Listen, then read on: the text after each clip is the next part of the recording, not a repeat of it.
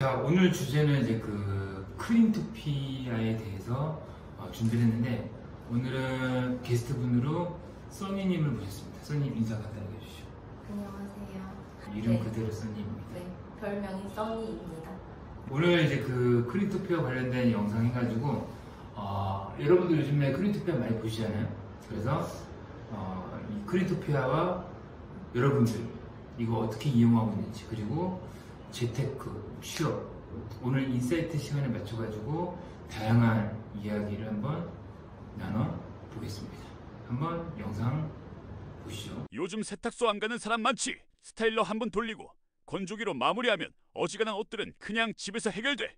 세탁소는 겨울옷 맡기로 한 번, 이불 빨러 한 번, 이 정도? 그럼 그동안 전국에 가맹점 2,000개 넘게 깔려있던 그 크린토피아는 지금 뭐하고 있을까? 요즘은 그냥 빨래만 해주는 게 아니라 호텔 세탁, 보건 세탁까지 뛰어들고 있거든. 특히 1인 가구 많은 요즘 공간 부족하니까 세탁 맡기면서 옷도 보관해줘요, 이런 니즈 많잖아. 크린토피아는 이거 캐치해서 세탁 보관 계절 교체 택배 서비스까지 아예 패키지로 만든 거야. 근데 한편으론 여전히 이런 말도 나와. 세탁소에서 받은 비닐 쓰레기 너무 많고 재활용도 안 받아줘서 짜증 지점마다 대응이 다르고 심지어 서비스 마인드도 들쭉날쭉하다는 평가가 있어. 그렇다면 박장호 대표님이 생각하시는 크린토피아의 미래는 어떨까? 지금 이 크림토피아 요즘 현황, 그리고 장단점 이런 것들을 이제 같이 우리 영상 통해서 보셨습니다. 그럼 이제 이 주제에 대해서 좀 이야기를 해보겠습니다. 우리 써니 한번 질문 해보시죠. 네. 요즘에는 이제 스타일러 하시는 건조기가 되게 많잖아요.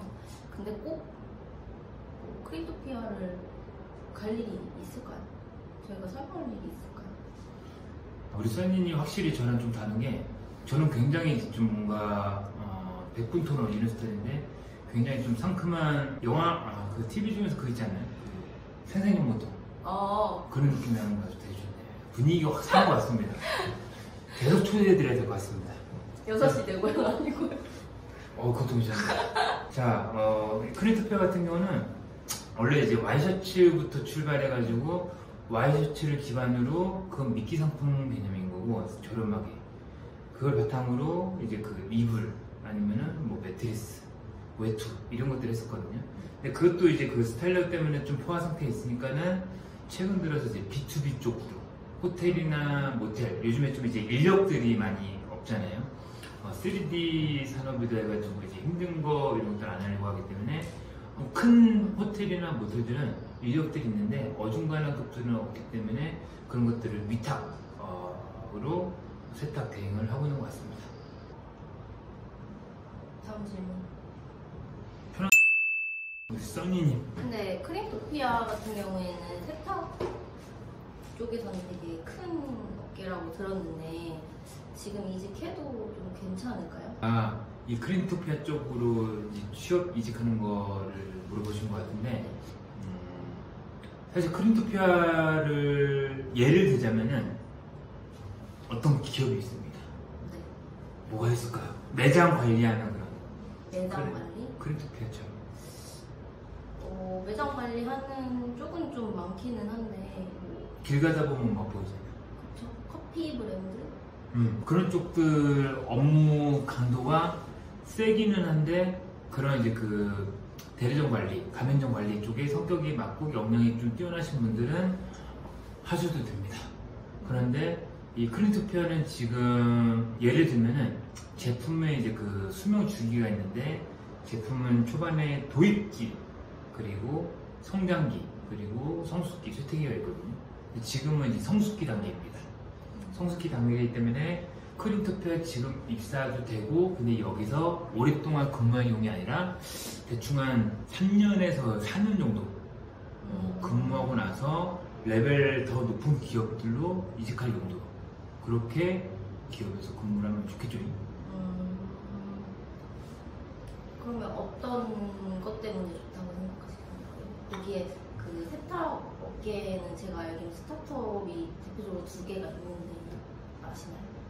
세탁 특공이랑 런드리고? 모릅니다. 설명 좀 해주세요. 저도 잘 모르는데 이름만 알거든요. 그거는 이제 자취생분들한테 좀 유명한 기업이라고 들었거든요. 그렇다면 세탁특공대나 이런 데들은 이제 그 크린토피아처럼 직접 가는 거 말고 수거해주고 맞아요, 이렇게 해주는 맞아요. 거거든요. 네네네. 그런 데였군요. 네. 새롭게 알았습니다. 네. 야, 우리 유튜브 너무 좋습니다. 저도 배우고 여러분들도 배우고 네. 이런 시간 얼마나 좋습니까? 자, 그런 데들이랑 좀 다른 점은 세탁특공대 하면은 어른들이나 젊은 사람들 좀 알 거예요. 지금 얘기 들어보니까는. 근데 이제 우리는 취업이나 이직을 생각하시는 분들은 훨씬 더 인지도가 높은 크린토피아가 훨씬 더 네임드도 있고 브랜드가 받쳐져 있기 때문에 거기서 일을 했다가 넘어가는 게 훨씬 더 좋고, 쉽게 말해서 이제 중소기업이나 아니면 이제 그 스타트업에서 일을 했다 그러면은 크린토피아로 넘어가셔도 되는 거고. 근데 그게 아니라 크린토피아보다 좀 레벨이 더 높은 뭐 CU 뭐 아니면 애경산업 이런 쪽에서 일을 했다 그러면은 크린토피아 쪽으로 넘어가는 것들은 비추천하고, 왜냐면은 커리어가 이제 다운그레이드라 해가지고 커리어 패스가 내려가 버리니까. 그럼 우리 써니님은 크린토피아에 채용 기회가 있다면 여기를 들어가야 될까요? 안 들어가야 될까요? 저 같은 경우에는 들어가야죠. 맞습니다. 왜냐면은 우리 써니님께서는 지금 현재 강소기업에서 일을 하고 계시기 때문에 크린토피아 같은 경우는 강소기업이지만은 브랜드 때문에 중견기업처럼 되어 있는 기업입니다. 네. 그럼 다음 질문 하겠습니다. 좋습니다. 이렇게 날것의 유튜브 얼마나 좋습니까? 네. 그 아까 말씀해주신 내용 중에서 크린토피아가 이제 다른 쪽으로도 진출을 하려고 하는 것 같다. 그러니까 진출을 한다? 라고 말씀을 해주셨는데, 그 얘기 중에 크린토피아가 호텔 세탁을 한다는 그런 사업이 있다고 하셨는데, 아무래도 이제 여러분들 잘 아시고 계시겠지만 이제 그 대명사로 불리고 있죠. 스타일러. 스타일러가 이제 B2C 쪽으로 일반 소비자들 대상으로 많이 이제 그 이용을 하고 있기 때문에 크린토피아의 본래의 기능과 역할들이 뺏기고 있기 때문에, 그래서 제 개인적인 생각인데 이제 그 요양원 아니면 병원 이런 쪽으로도 그쪽으로도 먹거리는 많으니까. 근데 이제 그쪽으로는 블루오션 개념보다는 퍼플오션 개념이거든요. 퍼플오션이 혹시 뭔지 아세요? 블루랑 레드는 중간인가요? 써니 역시 틈새 시장을 말하는 건데, 이제 그 아까 전에 말씀드렸지만 호텔이나 큰 리조트 이런 데서는 원래 세탁 인력이나 장치 기계들이 다 되어 있습니다. 근데 어중간한 규모나 인력 수급이 어려운 것들은 그 위탁을 해야 돼요. 그런 것들을 크린토피아가 이제 그 사업 확장 개념으로 그렇게 이제 진출을 또 하고 있는 거죠. 다양하게 진출을 하고 있네요. 맞습니다. 그러면 그 요즘에는 이제 1인 가구들이 워낙에 많아졌는데, 대표님 생각하시기에는 세탁소에서 꼭 옷을 보관하는 서비스까지 필요할까요? 혹시 그런 거 들어보셨어요? 그 요즘에 창고 개념으로 이제 이런 빌딩들이 있으면은 지하 1층을 창고로 해가지고 이제 1개월 혹은 1년 단위로 이제 임대를 내고 보관하는 거, 그런 것도 좋아요. 네.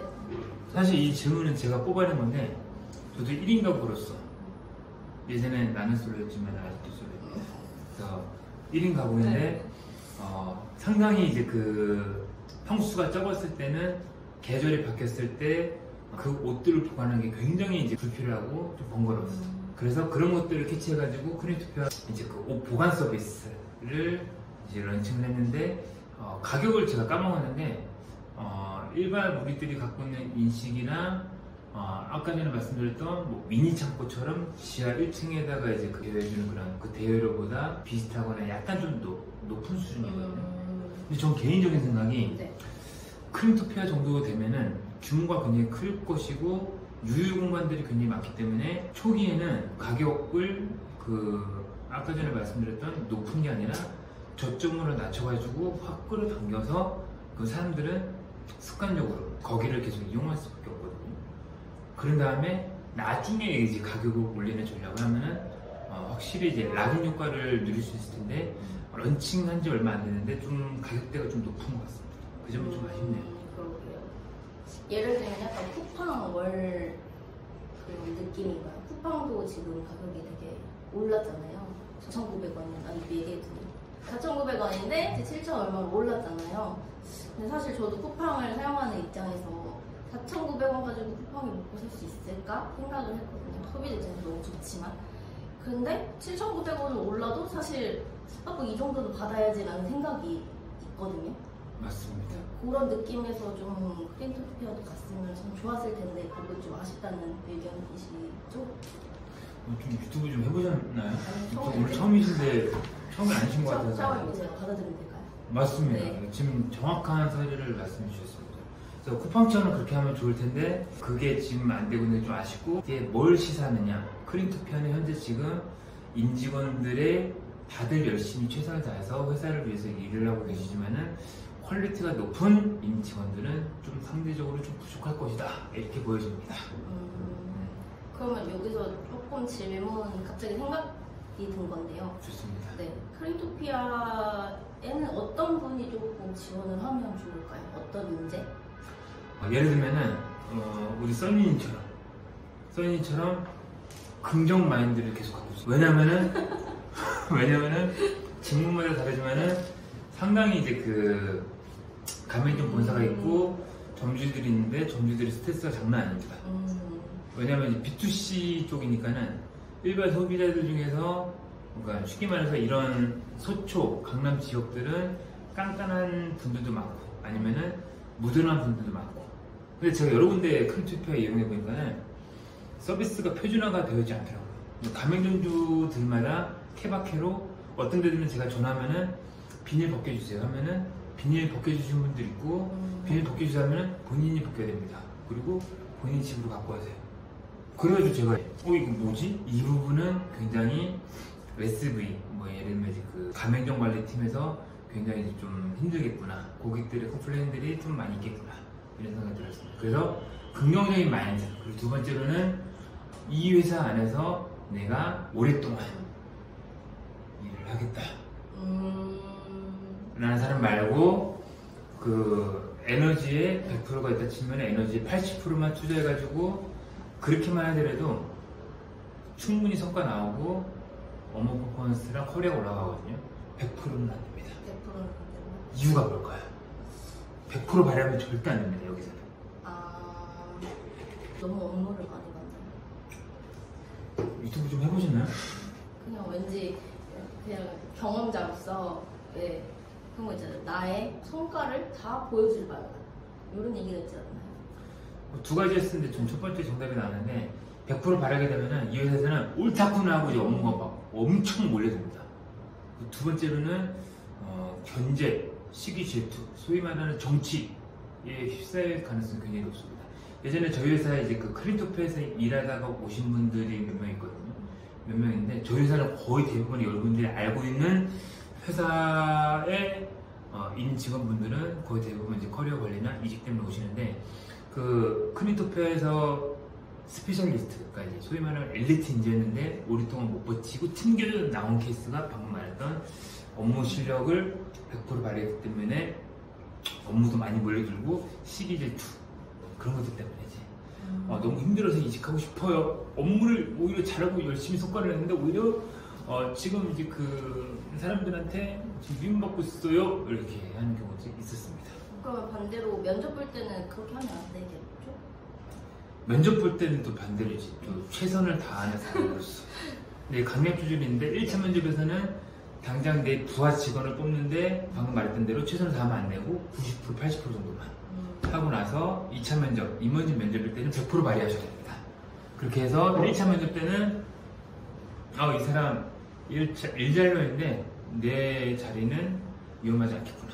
이렇게 해놓고 나서 2차 임원진 면접 때는 최선을 해서 100%가 아니라 200%로 퍼포먼스를 해가지고 일단 최종 합격이 중요하니까 그래서 1차 면접은 80%, 2차 면접은 100% 이렇게 이제 설명해 드릴 수 있겠고 이제 마지막으로 지금 이제 여러분들한테 말씀드리고 싶은 거는 크린토피아 사례를 말씀드린 이유가 여러분들은 다들 취업 이직뿐만 아니라 주식, 재테크 이런 쪽으로 많이 생각하고 계시는데 만약에 크린토피아가 코스닥 상장되어 있는 회사였다.